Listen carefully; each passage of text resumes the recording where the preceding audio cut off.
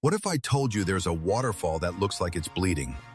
It sounds like something from a horror movie, but it's completely real. In Antarctica, Blood Falls pours bright red water from beneath the Taylor Glacier. The color isn't blood, it's iron-rich water that's been trapped under the ice for millions of years.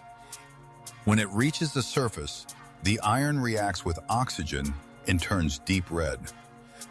Would you dare to see it in person?